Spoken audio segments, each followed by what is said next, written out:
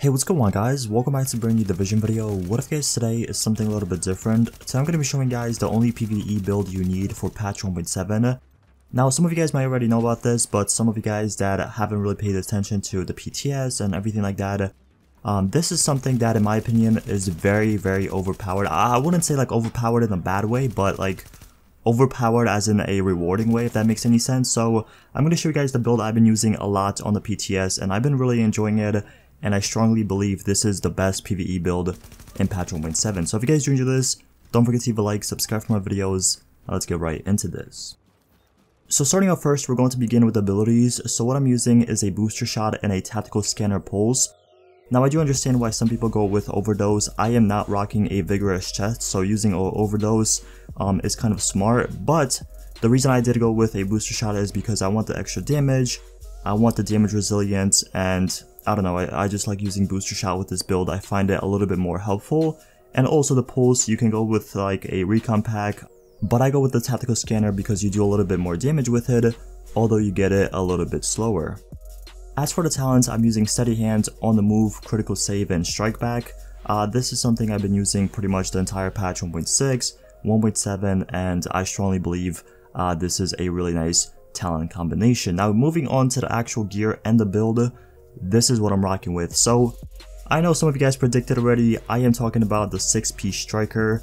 Honestly, I want to say this right now, until they nerf this a little bit more, I feel like this is going to be the best PvE build. Even for consoles and PC, I do understand for PvP this is probably going to get wrecked because you can't really stack shots that good on console, but for PvE, if you're playing by yourself, if you're even playing with 2 people and you're having trouble with like surviving or doing a ton of damage, this is my strongest recommendation for a good PvE build. So starting off first, I'm going to show you guys the weapon. What I'm using is actually a ACR.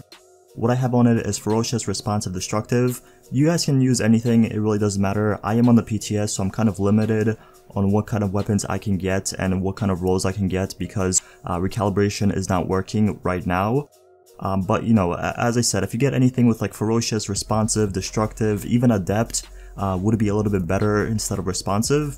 Anything like that for PvE is really good. And then also for your mods, you want to stack into critical hit damage and a lot of headshot damage if you are planning for going for the head. Now moving on to the gear, this is where it gets a little bit more challenging with, you know, getting the rolls and getting the specific gear. So for your chest piece, what you want ideally is skill haze and health, but I do have enemy armor damage, and to be honest, it's not really that bad. I was getting a lot of health and kill rolls and stuff like that, but I did manage to get some enemy armor damage, so it's not that bad. But like I said, the ideal thing you want is skill haze and health with ammo capacity, and I also have a 1399 stamina roll. The only reason my stamina is over 4000 is because how the 6-piece works. The more stamina you pretty much have, the more healing you're going to get over time when you stack your shots, so that's why I am rocking with 4000 stamina. Normally I would have like 3000, maybe 2800, something like that.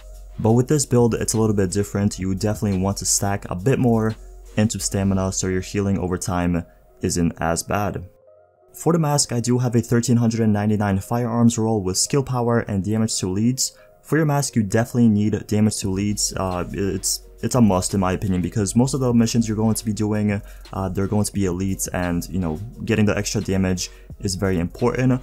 Also, I have 9400 skill power. You can go with critical hit chance.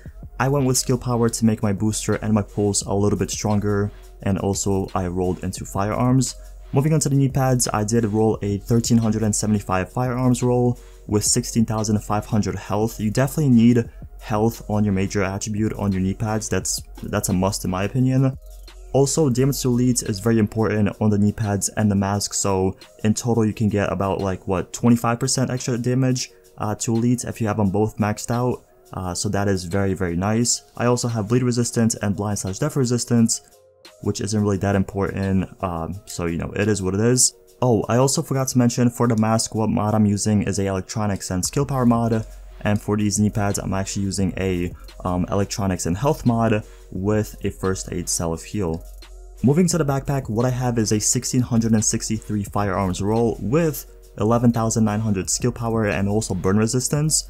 In my opinion, burn resistance is very important for PvE, especially if you go against like cleaners and stuff like that. Having burn resistance is really nice, but ideally you do want ammo because burn resistance isn't really that useful in PvE. So if you can get a ammo roll on your backpack, that would be even better. I'm also using another firearms and skill haze mod with 2 first aid self-heal mods on this backpack. As for the gloves, I did roll a 1309 firearms roll with assault rifle damage, skill haze, critical hit damage.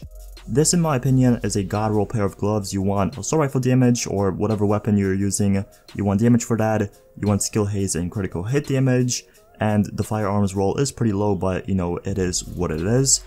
Lastly, for the holster, we have a overall decent rolls of stats on the holster, and we have a 7% skill haze mod. I do understand why some people go in health, but personally I like going into skill haze on my holster so I can get my abilities once again a bit quicker. Moving into the character stats, the first thing I'm going to show you guys is my weapon damage. So as you guys can see, 21,310. It's not too good, it's not too bad, it's okay in my opinion. Also, 9% critical hit chance. This is where I wish I did have adept on my gun instead of like responsive.